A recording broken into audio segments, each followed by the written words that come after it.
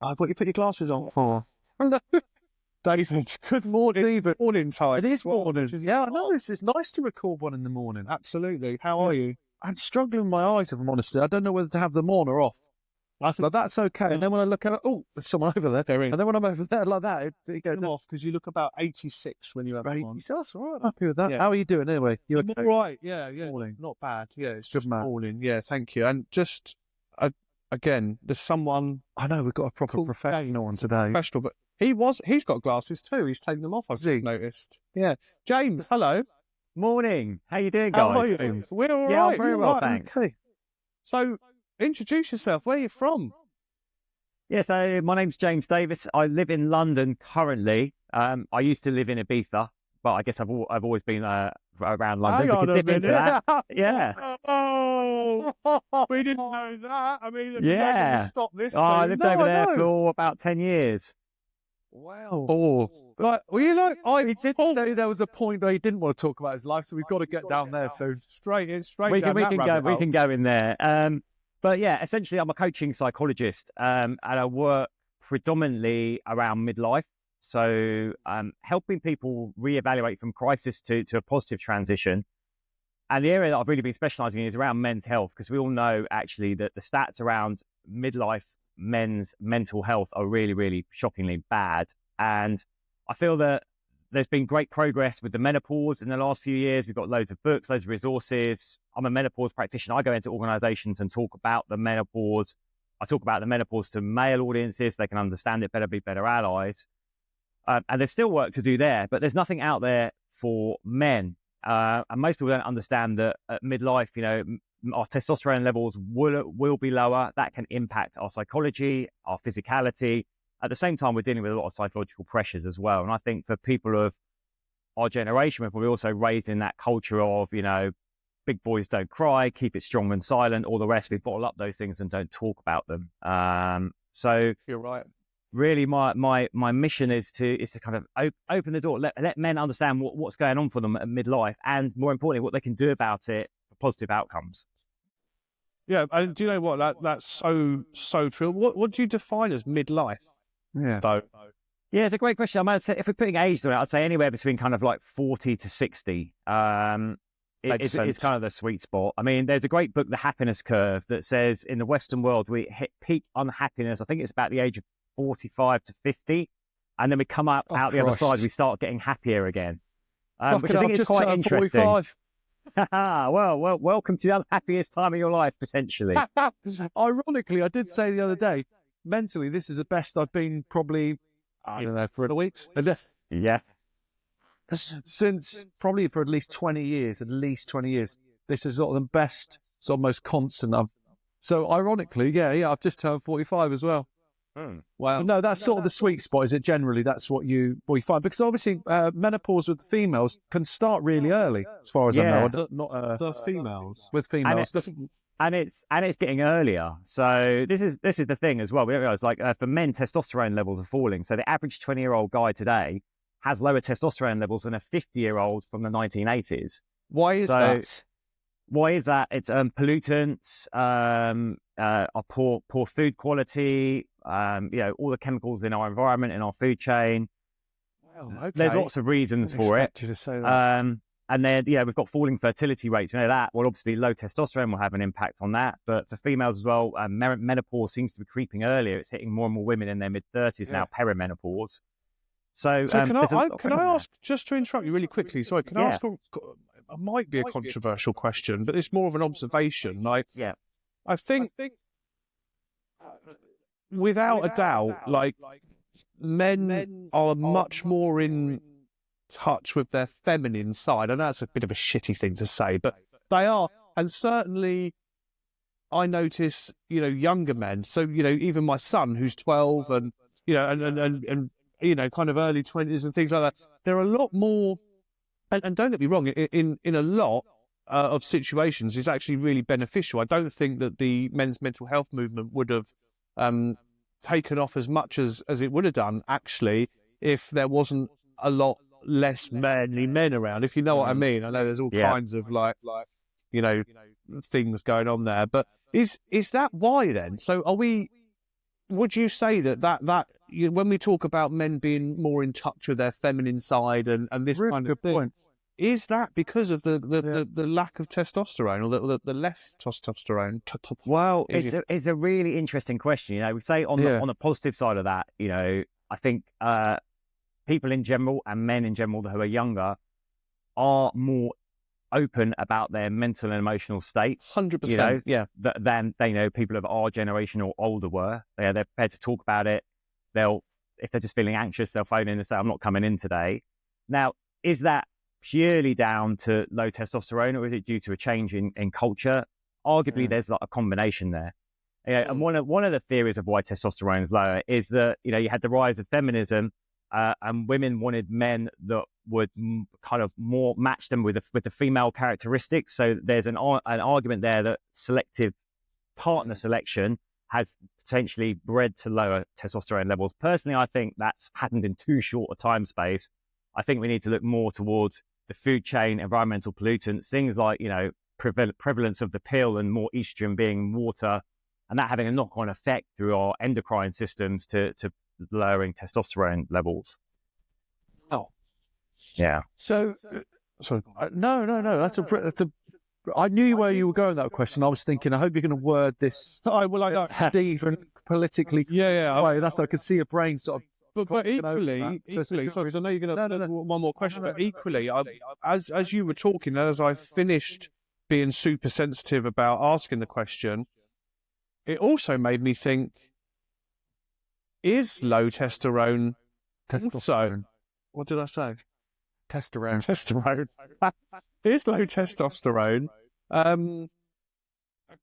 Could that be a contributory factor to poor men's mental health?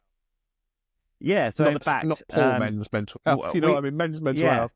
Well, we know there is a link between low testosterone and male suicide. So most autopsies on male suicides find that they had lower than normal testosterone levels.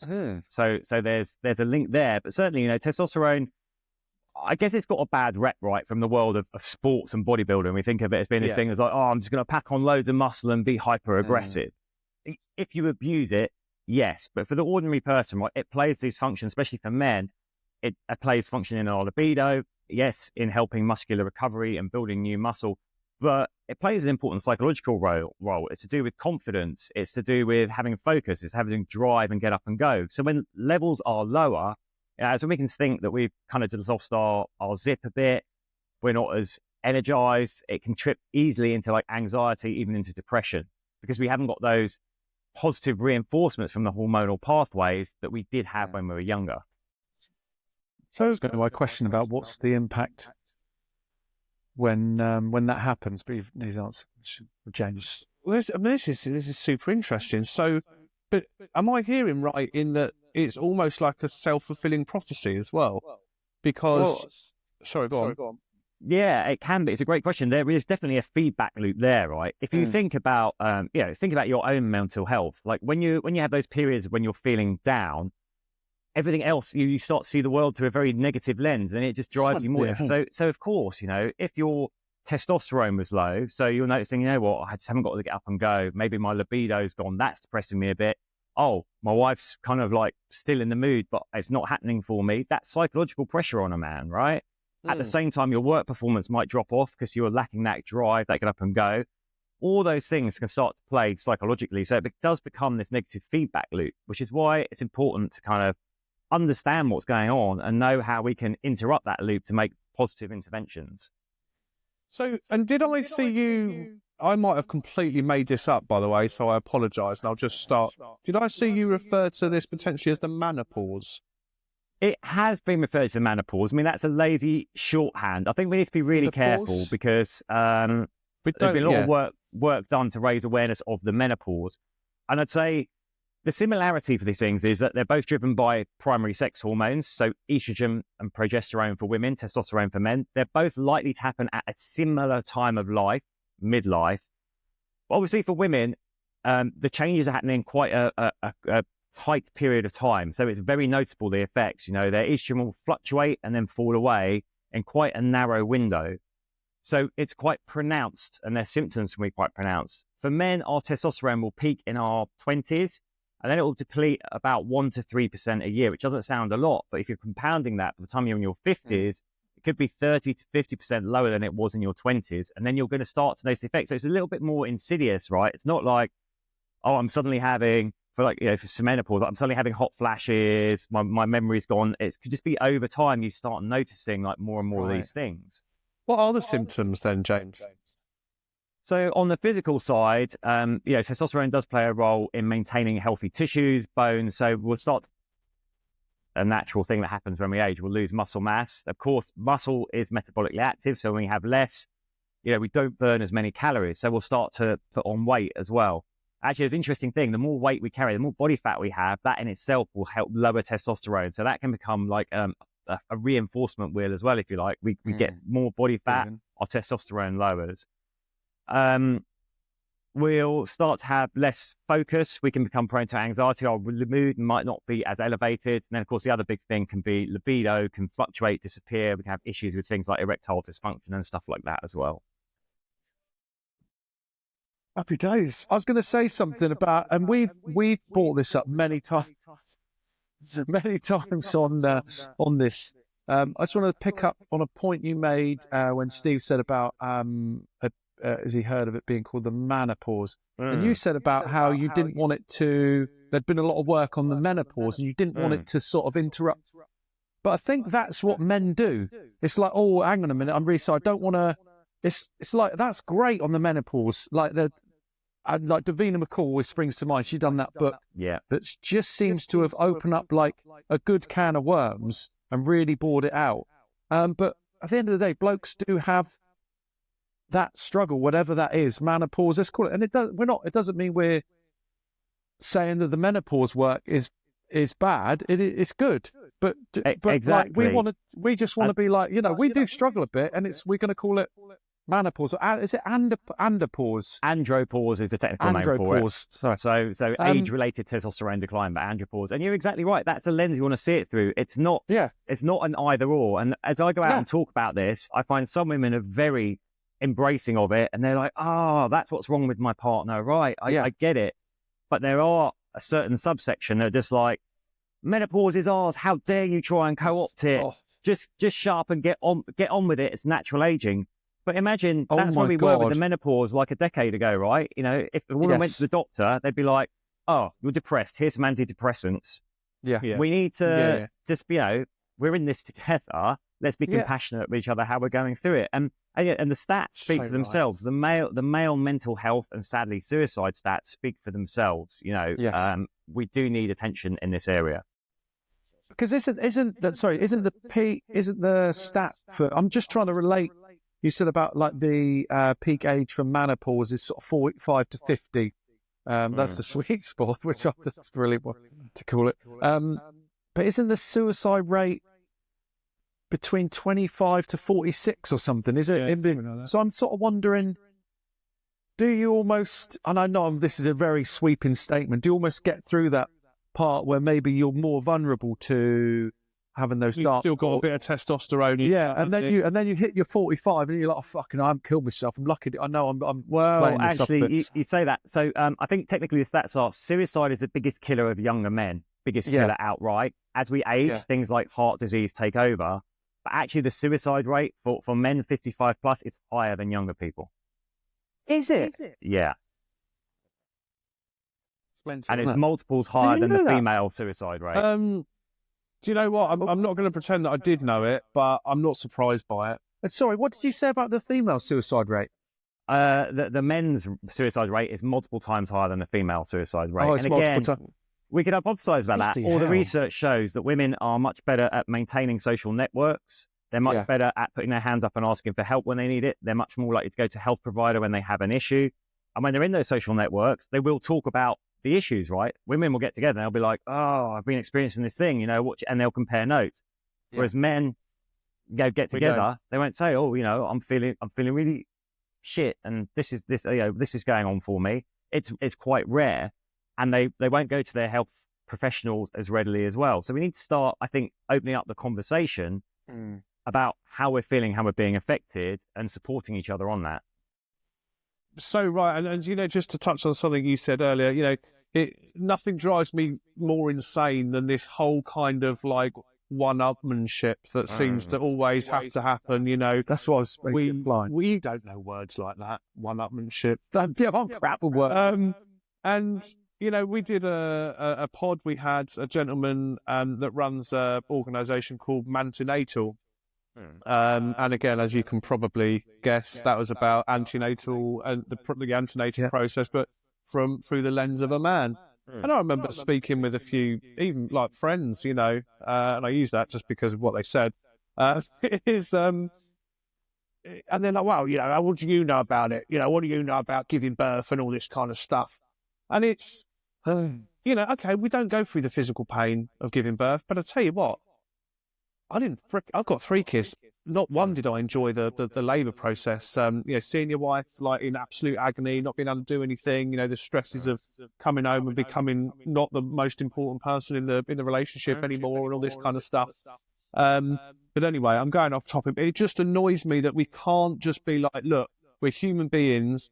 We both have our own issues that are based on our own physiology.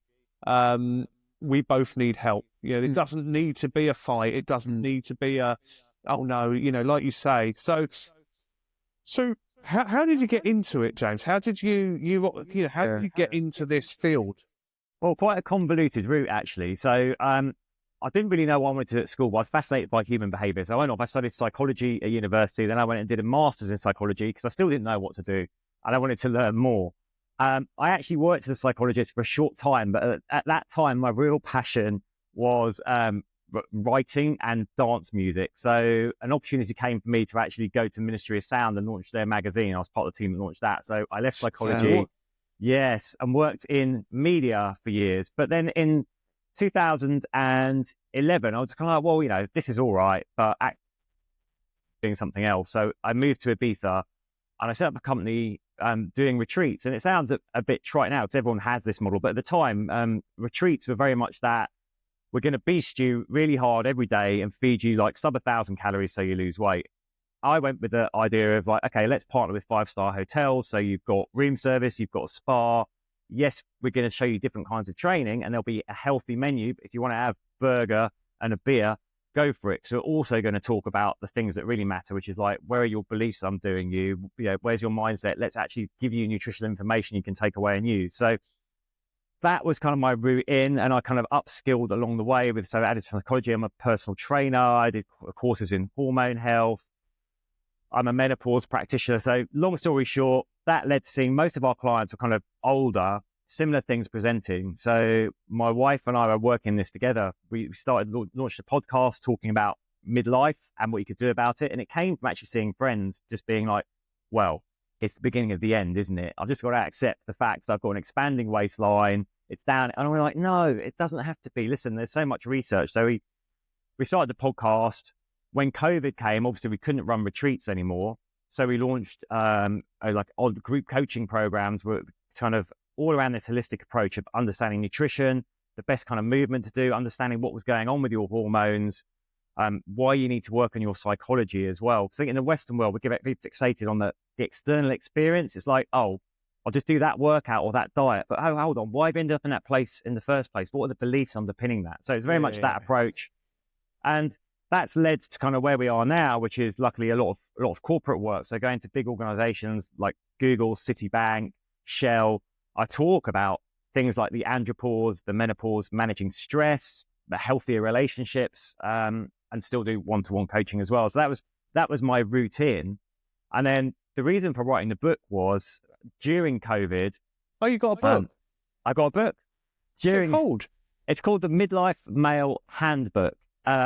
And a man's guide to thriving through andropause. And the reason I wrote it was I suddenly realized that all this knowledge is out there, but no one put it all in one place. I was actually running a series of workshops for a corporate, and they're like, someone asked at the end, they said, oh, where can I get a book to read about all this stuff we've just talked about? And I was like, actually, there aren't any. So I was going through a bit of a down time in my life as well. So it's been 3 years in the writing. So when I was like 49, 50, I was kind of a bit like, oof, And I just thought, okay, I've got to get this information out there, and it's taken a while, but yeah, it's coming out March 12th.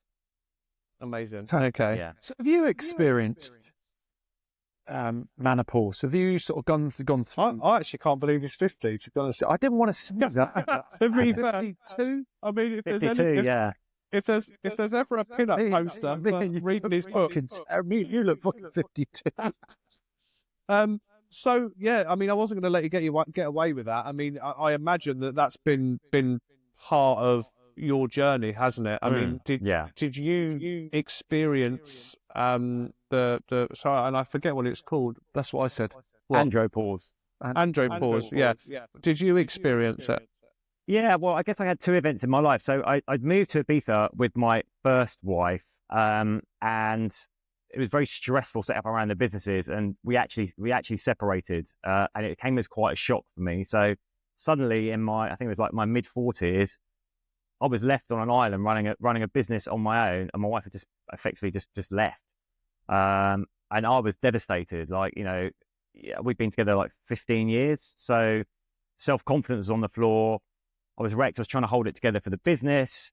And it took me quite a long time to kind of crawl out that hole and get my self-belief back again. And it was a gradual process of actually reaching out for help and then realizing, well, I've got this toolkit. Why aren't I using this own toolkit I've got myself?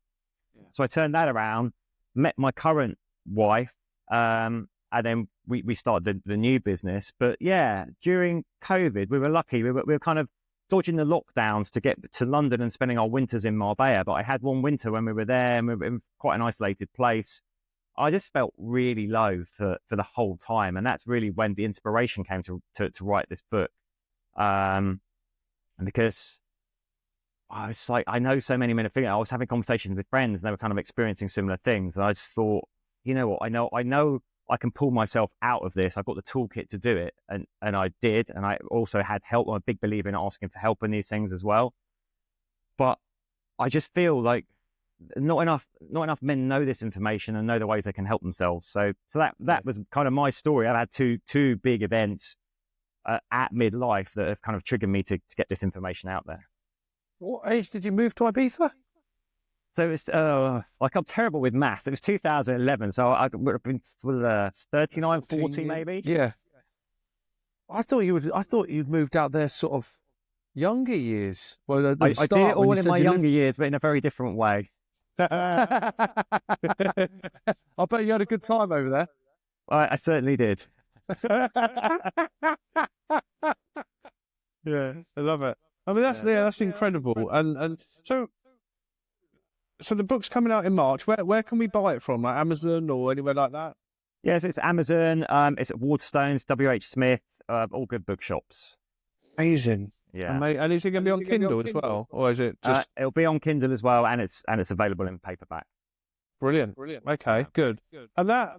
So let's talk us through that. I mean, so you said it's like a toolkit. You know, what does it look like? So I guess what I wanted to answer was like to say to men, this is how you might be feeling, right? This might be some of the things you're experiencing in your life that maybe you feel you're very alone with or you're not talking about, but this is what could be going on for you. This is why that's happening. So let's look at what's going on, you know, hormonally, physically, psychologically, emotionally, and here's what you can do about it. So there's that real action part. And then the last part of the book is actually a 30-day program that you can take yourself through. Good. Okay. And it's for, so a lot of these kind of, a lot of these books, a lot of these kind of programs and stuff like that, they very much cater towards a kind of American audience, aren't they? Yeah. Is this a UK audience, or is it? Yeah, but absolutely. So you know, it's like it's not me on the cover with my top off, and it's not about how to pack on muscle and get lean. It's about here's a sensible. Well, you can. Here's a sensible movement plan for you. Here's some really good, solid nutritional principles that aren't fad-based. And here's the psychology stuff that you should be working on as well, you know? So it's one of the questions I was going to have actually was, you know, what can you do? Like, what are the you know, I mean, thinking about Dave, obviously he's just coming up now to that age. Like, yeah. what is, and his testosterone's going to be nearly depleted. So can have. is there what can Dave? Is there anything like fundamental that Dave can do to either replenish that testosterone or counteract it? You know, what should he be doing? Yeah, absolutely. Well, so the first thing is, like check in with yourself. Just have a bit of awareness. Go, have I got any of the symptoms of this? Do I feel like I'm lacking energy? That I'm feeling a bit down? Not every now and again, but on a consistent basis. Look out for things like that.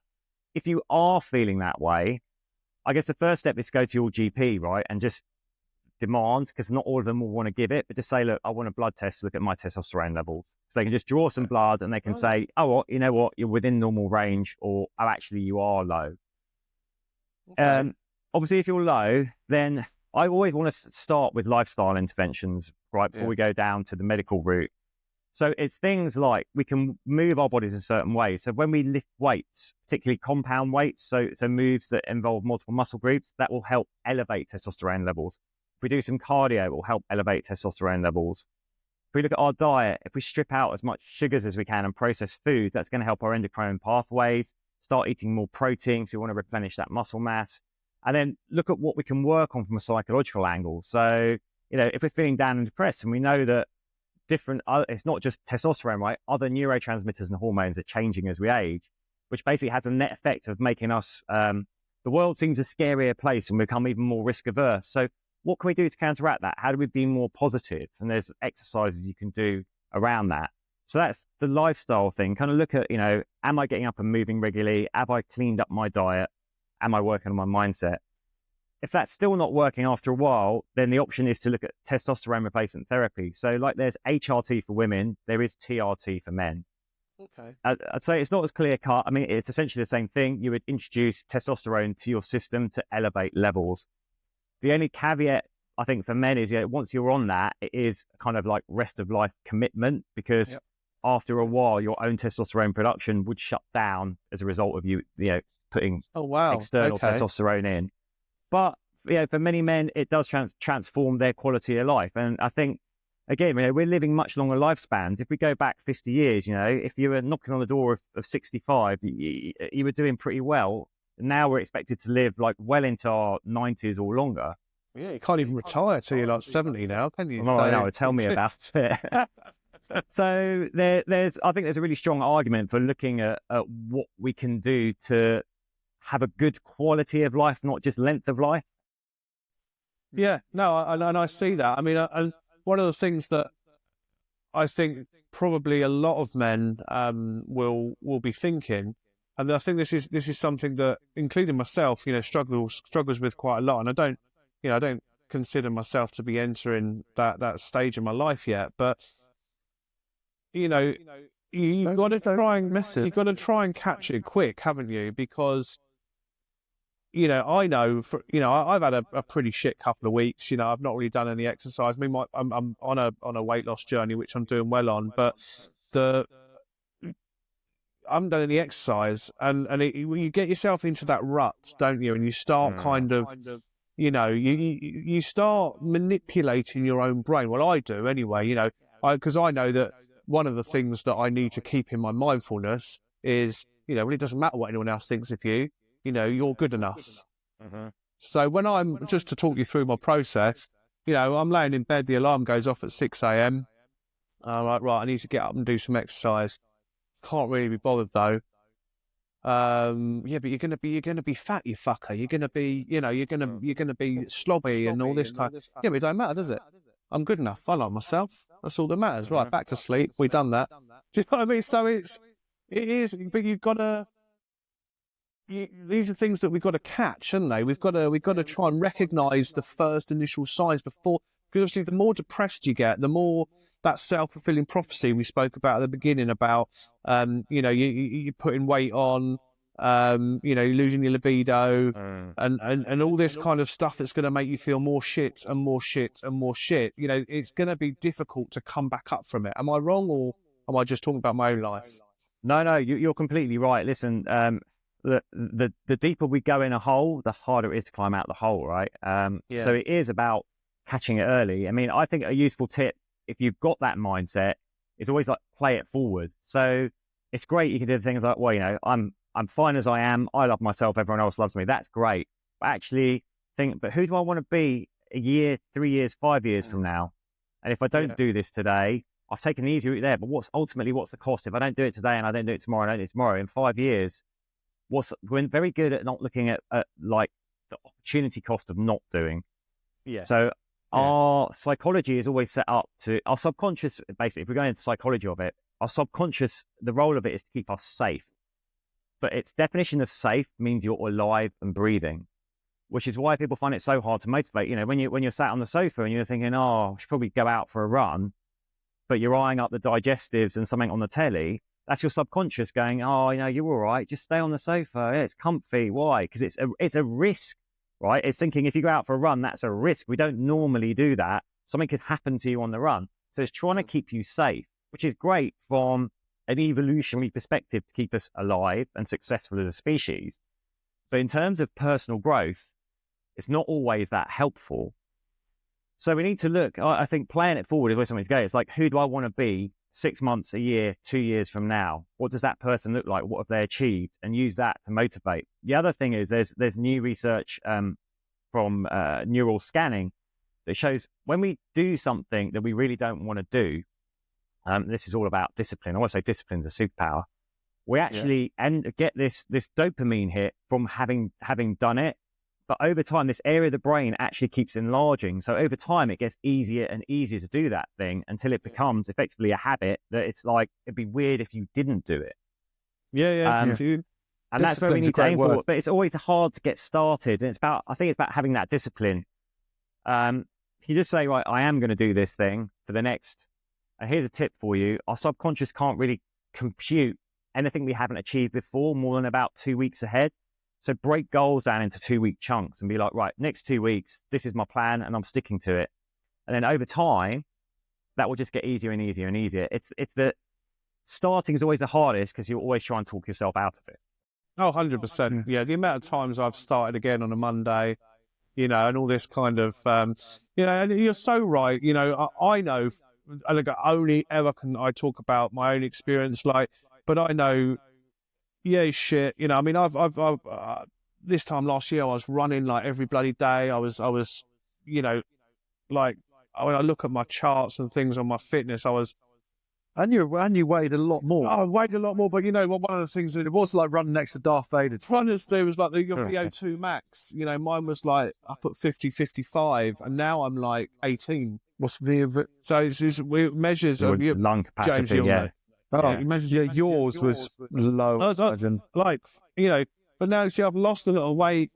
You know, but I've not been running for ages. You know, I've got an exercise bike. I haven't used it for like 3 weeks. But I know for a fact, the minute I get my fucking fat ass out the door and go for a run or do even 20, 30 minutes on the bike, I will feel top of the world. So I don't understand that about you because, like, you know that. I know that. And you've got all the tools there. Yeah. And you'll go, right, I'm going to do that. And then you do it for like a day.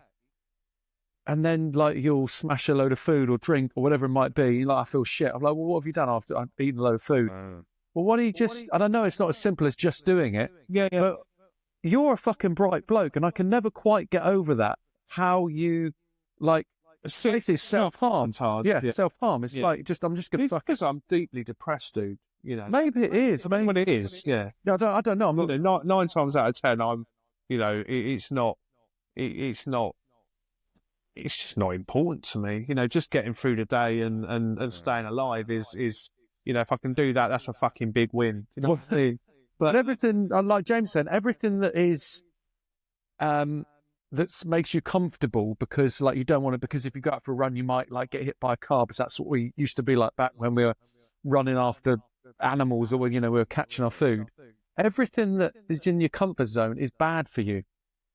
To a certain degree. You know, you said you sat there and you're like looking at the TV, eyeing something up in your eye and your digestives up. Digestives a good choice. They are, especially when you dip them in tea.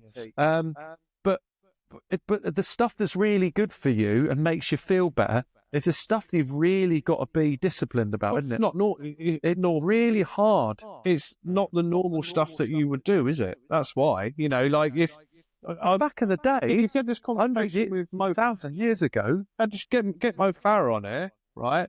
And his normal would be going out for a run. You try and say to him, "Oh, maybe, I don't know. go and have a digestive," and be like, "No, thanks." Is it? I don't know. Would it be? Well, I'll get him on. But is that just, does he struggle as well? Yeah, but it's yeah. I mean, I suppose when he's in training, it probably not like when he's cooking, when they're in that. You know, it's the human body is fantastic, and I don't think we understand anywhere near enough. But I think it's fantastic that you've got people like James now. That, I mean, there are lots of you, James. Like, because I've not heard of the I can't even remember what it's called again. Andropause. The andropause.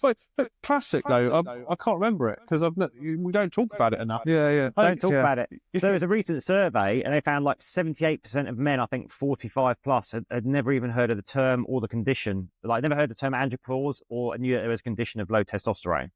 No, I didn't until I did a bit of research about yourself, and it came up, and I was like, do you know what I actually did? I said to Alexa, how do you say A-N? Because I'm like, if I bring that up and I say it wrong, I think I'm saying it wrong anyway. What did you say? What did I say? A-N-D... Andropause. Yeah, andropause. Yeah, no, but I put it into Alexa, so I was like, is that... Because I thought, I bet I need to look like I'm half knowing what I'm talking about. So it's just not... When you were saying about the HRT for the women, and is it TRT for men? TRT, yeah. TRT. So I've never even heard of that. I've got no idea what that... Well, I do know now, but you explained. But when was that a sort of a thing? When did that... Yeah, it's still relatively new. And there's still... the NHS really doesn't want to give it at all. So their threshold for your low testosterone would be like, to give it would be so low, you pretty much not really be functioning. If I'm being cynical, it's because they're under cost pressure, right? But there's more and more private firms coming up where you can have a test and then have a consult online with a doctor, and then they'll prescribe and then keep checking in. So they're making sure they're getting the levels right. So it's starting to happen more and more. And I think we'll see a big uptick in the next 18 months or so in terms of awareness as well. See, there's a cynical side of me that thinks that, you know, if the human... Okay, you might be able to answer this actually. Are we meant to run out of testosterone, or is this because of how we lead our lives? I think that's a great question. I mean, if you look at the hormone cycles for both men and women, there's clearly something there in the way, you know, we get our adolescence, the hormones come through, our brains actually rewire back to front. We go through life, and then we come to this. I always like to think of midlife as the second adolescence, right? We're kind of getting all these hormonal changes again. So yes, it's a natural process, but I think, you know, we only have to go back 100 years. Life expectancy was a lot shorter. So in a sense, it didn't matter, right? If you were low on testosterone and you were 60, you maybe only had another year to live anyway. But if we're living a lot longer, should we be looking at ways of improving that quality of life? And that's certainly the argument that's made around HRT. And I think it does stand up. We're living longer lives, so how can we improve them? Yeah, the sweet spot. Do we have lower levels? Yeah, we know testosterone levels are falling. So men are going to have, you know, obviously there's going to be individual variations, but on average, testosterone, they're starting from a lower baseline anyway. So then as they get older, potentially the symptoms are going to be even more pronounced because they started a much lower base. Yeah. That makes total sense. So we're basically, because we're almost like toying with evolution a little bit, aren't we? We're like, well, no, we don't want to die yet. We're gonna live longer. We're gonna keep pushing and pushing and pushing. Of course, we need to. Well, it makes sense. So that's why it's so annoying. Yeah. That it's not. And also, it's guys, not... I'd say, you know, but if we didn't really have the technology to measure things like hormone levels until recently. If we go back even 200 years, right? You know, agricultural revolution, the average person, men and women, were a lot more physical. Think of a man. You know, they were doing most men hard physical labor for hours every day. So we don't know. Their testosterone levels could have been still a lot higher because they had a cleaner diet and they were doing a lot of physical labor. And if you go back in history and you look at stories of like lots of great warriors in old sagas were like old. I'm a great warrior. No, you're right. You are right, and it's weird because I still haven't bloody watched this program. I've only, I've downloaded something based on a trailer I watched, but it was a BBC kind of investigation type thing. No, fucking Roger. And it looked at something that happened in the 1970s, whereby they were tracking kind of obesity and things like this, and they had this kind of graph, and it just kind of went along, like that. Got to 1970s, and it just went up like that. And obviously, I don't know why. I've just not watched it yet. But I think, if I'm going to guess, it's going to be because they said something fundamental happened to our food in the 1970s. I think it's processed and stuff like that. But that's going to, you're right, because if you go back 100-200 years and you've got your farmers that are working hard all day, and they'd just be eating meat and veg, wouldn't they? There wouldn't be It would be interesting to see if there's a correlation with how, like saying about the graph in the 70s, with food and obesity, or not necessarily food, because we don't know, because you didn't watch the program. I watched. So, but it'd be interesting to see if testosterone maybe drops, gradually drops, or whether there was a serious shift change in that period of time, and also with suicide levels. Do they put testosterone in our food, in meat? No, they don't. Okay, no, they don't. But again, there's certain foods we can eat which will help with our hormone pathway. So for men, zinc is really important. Vitamin C, vitamin D, they all play a role in supporting hormone pathways. So again, a lot of us tend to be deficient in those, particularly vitamin D. We synthesize that from sunlight, but we live in Northern Europe, so that tends to be low. How many of us are eating like good quality meat regularly and having a rainbow of natural colors on our plate at every meal? Not really. So we need to think about, how we can supplement with other things as well that are going to help not just our hormonal health, but our general health. So I would imagine you would say it's definitely better to get those vitamins you're deficient in through food rather than absolutely, 100%. But then we have to be realistic that we're living in a time poor environment where most of us just aren't making those kind of meals every meal every day. Isn't that so poor that we live like that? You've actually said that, and that's no disrespect to you. That's because we all live like that. Yeah, I'm a chef, and I still sometimes I'll just, I'll just quickly cook up that, and I'll do say because my quick just like a beef Wellington. Cook something up. I love a beef Wellington. Salmon tagliatelle with a nice hummus dip, something like that. That's rank. But that's so sad that we live our lives that way. Mm-hmm. Isn't it? And then maybe think like you're a chef, so you're making that stuff fresh. But most people, if they're thinking, I want to do a meal, like a meal with a beef Wellington, they'll probably just go and buy one that's ready. And then what's in that compared to the way you make it? Yeah. By going and sourcing your beef fillet, getting your pat, all the rest of it. Yeah. And over time, those small things. This is a message in my book as well, by the way. It's never about making loads of massive changes. Lots of small changes over time will make a big transformation, in the same way that lots of small changes in the food chain, like having one bad meal isn't going to do anything. But if you're having that bad meal 5-6 times a week after week, then it's going to have an effect. Yeah. Great book, which I've said about before. Oh, here we go. And and I've told you to read this, because when Pricey's struggling, we can't say, well, no, we can't say it. No, go on. Oh, no, we can say, well, we call you Pricey. I just didn't want to confuse. But I'm sure he knows now. He's probably made the connection already now. Really? I think as soon as you say Pricey, someone immediately looks at me and goes, "Oh, yeah, Harvey Price." Harvey Price. He does a good impression of Harvey Price, and he's called. What's I do a good impression, dude? Because that's can you not?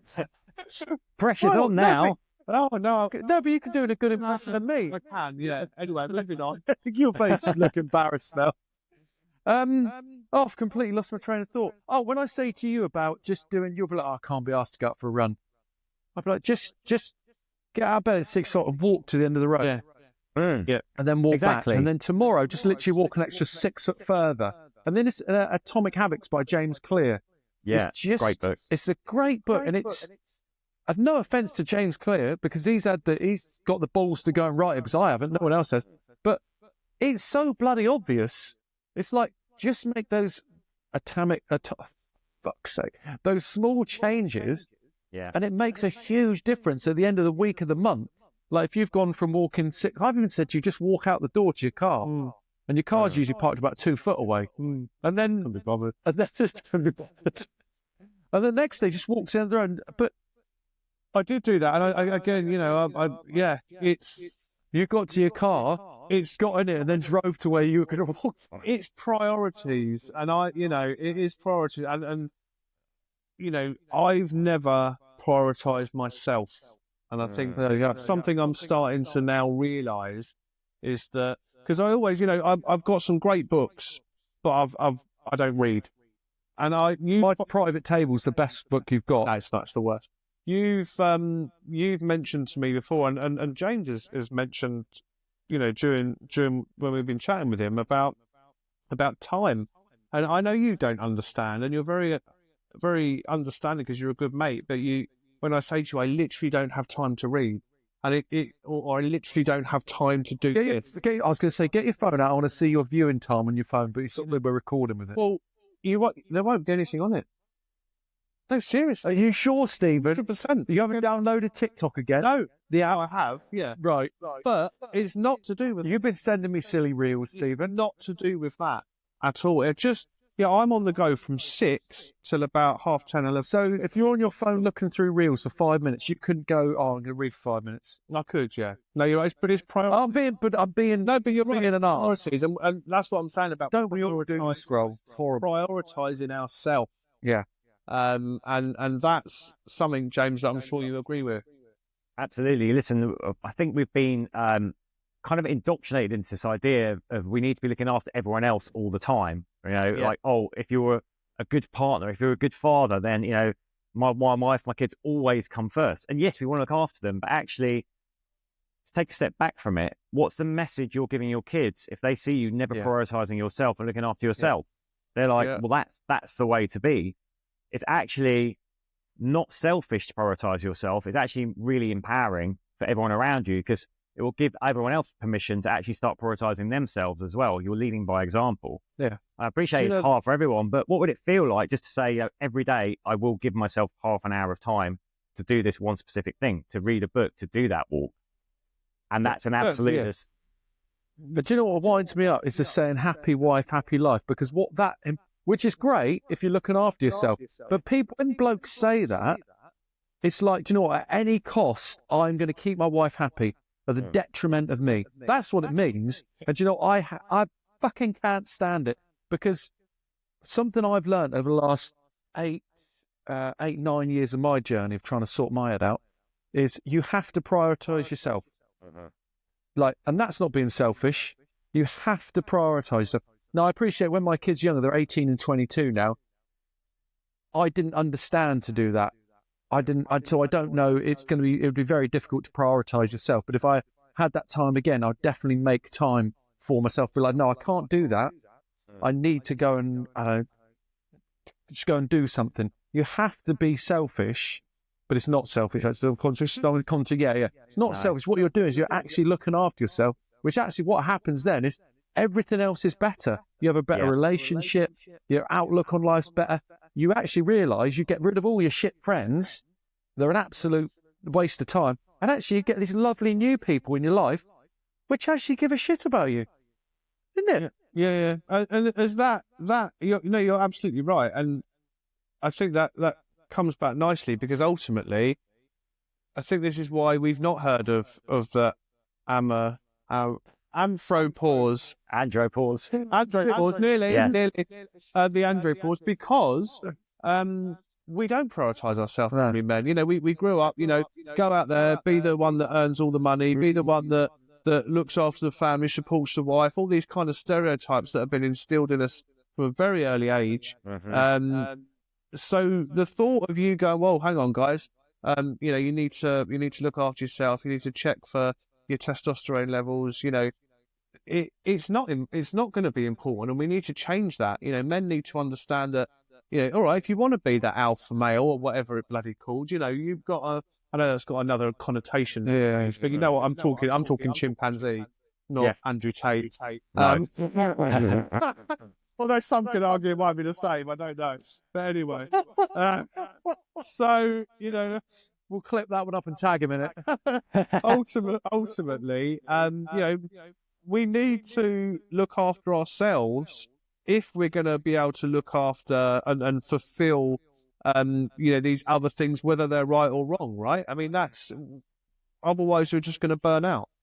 Yeah, exactly that. We will burn out. If you give it all away to your career, to your family stuff, and you'll reach that point. Suddenly, you're 70 and you're like, well, what happened there? Who even am I now? Like, what did I achieve? How did life pan out for me that way? Life happens to us when we're not paying attention, right? So as men, rather than letting us be passengers in it, we want to actually like shuffle over into the driving seat and go, okay, I'm going to make some decisions here that are going to direct my life in the way I want it to go. Also, when you get to like 18, you leave school at 16, 18, get a job, and you're like, I need to be a man. You just buy a house, get a wife, have a couple of kids. We do. I talk like that all the time. Fucking hell. And then do you get to like, you like bang, bang, 25 years of like, and does your body, I don't know, it's just you get to like 45, 50, and like, I've just spent 25 years of my life, 25, 30 years of my life, just grinding and grinding and grinding. And what have I achieved? So if your testosterone levels were to stay higher, then you could probably just keep powering through, I'd imagine, keep on top of things. But because it drops off, then you sort of realise, what's your life all about after doing that for 25 years? Yeah, I think it's a big question, and I think midlife, if we just take the hormones out of it for one point, midlife is a point of life where I think we naturally pause to reflect, to like, oh, right, okay, how has it gone? What are my successes? What are my failures? And where am I going from here? And I think it's really important to say that, we can learn from what's happened in our life, but actually there's still massive opportunities ahead. And your point there, our cultural system, our education system is, we get this narrow focus. It gets narrower and narrower. What you're good at school, they tell you to do your exams in, and then that informs what you go and do your next bit of education, which then informs what you do your career in. Suddenly you can be 50, right? And you're like, I've ended up in this spot, and I'm not quite sure how I ended up here, or even if I really like it. And but you've got blinkers on. You're like, I can't do anything else. Actually, if you were to step back and see that you've got a whole load of experiences that you can do lots of other things. It's just we've been kind of brainwashed into thinking that we can't. It's this very narrow path. Yeah. But there's loads of things we can do. I've got so many mates that I don't enjoy. I hate this job. So many mates. I've got like about 4 friends. Or associates.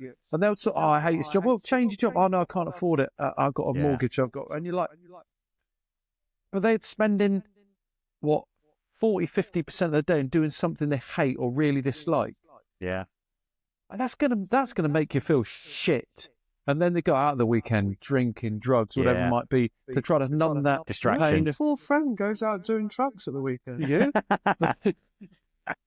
Joke, everyone, it is. But people, because of the system we're set in with the way schools are, and that Simon Squibb has got a funny name. I'm not going to promote this, but he was on a podcast to listen to him. He come up with a good point. How I feel, you sort of go to school and you have to learn X, Y, and Z. And when you're good at something, you've still got to learn about history and maths and English, and you have to go through this whole system. And then then they say, oh, you've got to go to college, and then you all maybe go to university, and then you end up with debt. So like you say, you sort of get funneled into, and before you know, you look back and you're like, where the hell's that last 20, 30 years of my life gone? Yeah. And then you are stuck in a position, even though you can get out of it, but because you're indoctrinated into believing this is how you're supposed to live, you believe you can't get out of it when there's so many opportunities now. Well, I mean, look, it comes down to discipline. Yeah, no, it does, and it actually sets me up quite nicely. Like, I've got no doubt there'll be people listening to this that are like, Jesus, this I probably won't say Jesus, but this guy is talking about me. How I feel. There will be loads. Now, James, I've got to be honest, like, I'm 40 this year. Am I? No, you're older than that. Hang on a minute. No, I am. Fucking you sure? I am. You need to get your birth certificate out. 40 in August this year. And I feel like that now. like, and I'm going through a lot of that kind of thought process at the moment where I'm going, where the fuck has the last 40 years gone? And what the hell have I done to achieve it? I was going to talk to you about it after, but it's crossed my mind a lot since we talked, James. It reminds me of you. No, it's not James. It's clearly James looks 40 and you look 52, but not looks, but what James was saying. To be honest, James was Hugh Grant. I didn't realise it was. That's a bit of a slap in the face. It's not Hugh. Have you seen Hugh Grant lately? Nah, I'm not talking like current Hugh Grant. Right. What, 1980s? Love Ashley Hugh. Oh, okay. Oh, I'll take that. Thank you. Yeah, that's fair. That's all right. Yeah, well done. You worked out that quick. So and if I'm in a rut right now, what do I need to do? And I know, like, are we literally talking like, right, spend some time on yourself, sort your diet out, all that kind of stuff? Yeah, I mean, I think if you're in a rut now, like I said, I think the pressure we feel from society is like, oh, I've got to find that one big thing that's going to change it. We're obsessed by the magic bullet that we find. There's always the miracle thing that's going to change everything. It's not like that. Sorry, guys. No. It's about finding the small things, lots of small changes, having compassion with yourself along the way, and just applying a discipline. So, go, okay, you know what? I can see that my diet is terrible, but maybe I'll just, try and eat healthily 2 days a week and still enjoy the stuff the rest of the week, and start there. Oh, I will just try and move my body a bit more. But one thing we're terrible at is actually sitting down and reflecting on our values and where our energy is going. So this is something, when we're younger, we're normally quite clear on we're quite opinionated. We're clear on what our values are. It's like, oh, I stand for this, or I want to be successful at this. And that informs, again, what we do. But we don't go back and look at our values, and they'll change over time. Our values in our 40s and our 50s are going to be different to they were when we were 18. So when's the last time we sat down to actually go, oh, what are my values now? And where am I aligned in my life with those? And where am I not? Because a lot of dissatisfaction you're talking about is people are doing things that just not aligned with any of their values at all. And of course they're going to feel dissatisfied, and they're going to look for distraction. So that's one thing to do. The other thing is look at, where am I expending energy in my life? The real picture. Where am I spending it? Where would I like to be expending that energy? Is it at the moment I'm expending 10 out of 10 on my career and 2 on my relationship, but actually really I'd like to be expending 8 on my relationship and only 4 on my career. So get that kind of thought in your head about looking at those energy gaps, and then look where you can close them. And it doesn't have to mean like, this is the thing. It's not like, oh, I've got to change career or change job. Find the small things that make a difference. Is it a hobby you can do on the side? Is there a group you can join that's going to fulfill that aspect for you? Is there a slightly different job role you could do within the same organization? An aspect of your job you could change. So it's about looking for those small changes that are going to help you realign with your values, feel a bit more fulfilled, and make sure you're steering your life in the right way by going for where you want it to go rather than where you're being pushed. So small changes. Yeah, you're right. And changes. We're rubbish at celebrating the small wins as well, aren't we? We're rubbish at kind of even if if we're kind of right down in the gutter, and just imagine I don't know if we've all been there or not, but you're like, just laying in bed all day, and you're like, well, do you know what? I got up today, and that was a win. Celebrating that. No, totally. Literally, just get. No, that's completely. But we're rubbish at that, aren't we? Yeah. Because it's not a joke. You want to go from like, not being able to get out of bed with crippling depression or whatever it is, to, being the next apprentice on Alan Sugar's show. And that's the kind of goals that we set us. Yeah. And it's just not realistic. You're saying about doing stuff sort of, like new hobbies, doing stuff basically outside of your comfort zone, just small things. Yeah. So I'm one for, I'll do stuff out my comfort zone, but I think because I'm so busy with what I do, I keep myself in my comfort zone. But I'll do like cold water therapy in the morning. I try to meditate. And that's sort of doing things for me. But I did a bonsai course on Saturday for 3 hours. Ironically, I booked it in September. I kept cancelling it every month because I was busy. But it wasn't until last night, I was talking to my girlfriend in bed. This was the pillow talk, about bonsai fucking trees. And I said to her... Testosterone, dude. Yeah, hey. It's not happening, is it? And I said to her, the last time I did anything that wasn't work-based within the parameters of work, as in going to a meeting, or maybe you go up to, if that makes sense, within the parameters of work. The last time I did something that was outside of that was about 15 years ago, if not longer than that, without my wife or girlfriend. No, it was about 20 years ago. So I went to watch England v Barbarians.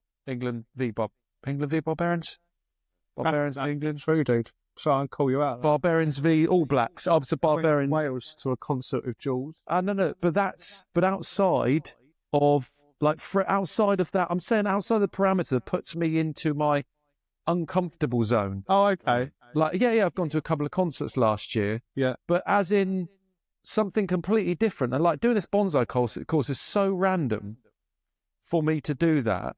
Was when I went last time, was 20 years ago, when I went to Twickenham. Yeah. Literally people from work I didn't really know. And I think it made me feel really good. Well, of course. I'm on about getting some guitar lessons now. Yeah, well, you need them. Yeah. Vocal coach needed. Yeah.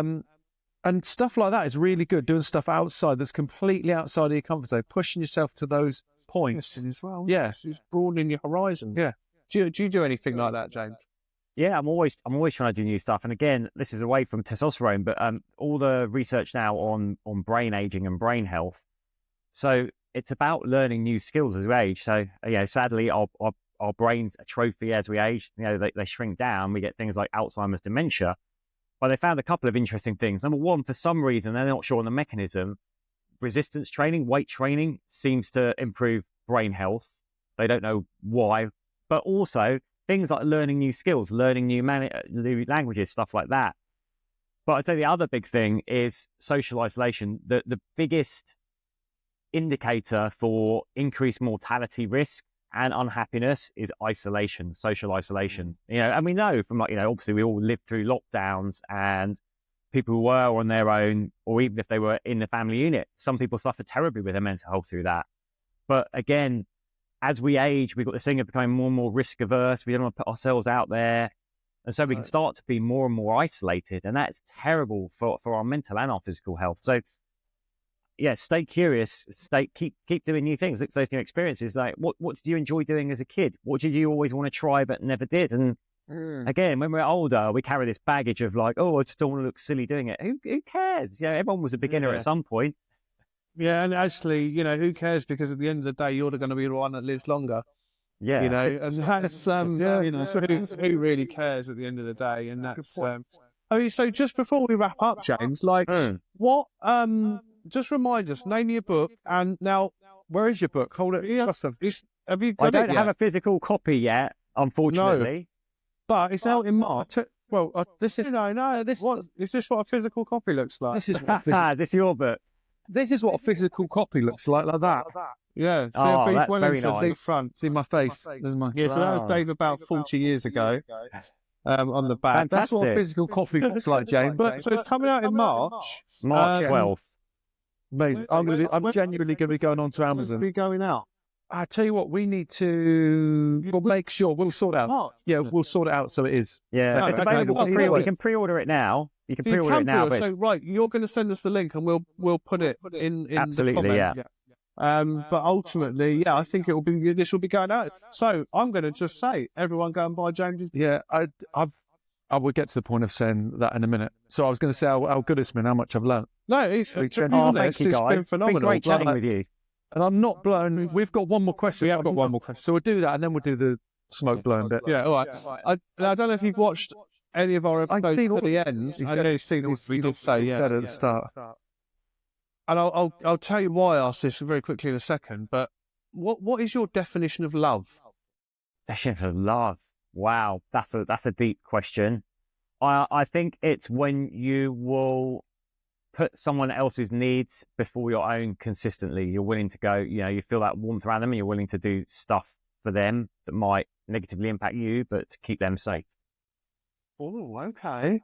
That's interesting. Do you know what? I didn't expect you to say that. I thought you would probably say the opposite. Not the opposite. That's not. Well, you thought I'm at risk and put my arms. Basically under a car. I did come out completely wrong. But that's Yeah. No, and it's interesting. I spoke before about, I've been in, people are bored of listening to me. I was going to say, should we explain at the end? Explain it at the end. Yeah, because Because everyone knows about money stone on about love. Anyway, buy James's book. Have a look at what's your website again? Midlifementors.com. Yeah, so we get on that. we'll stick all the links up. All the links on there.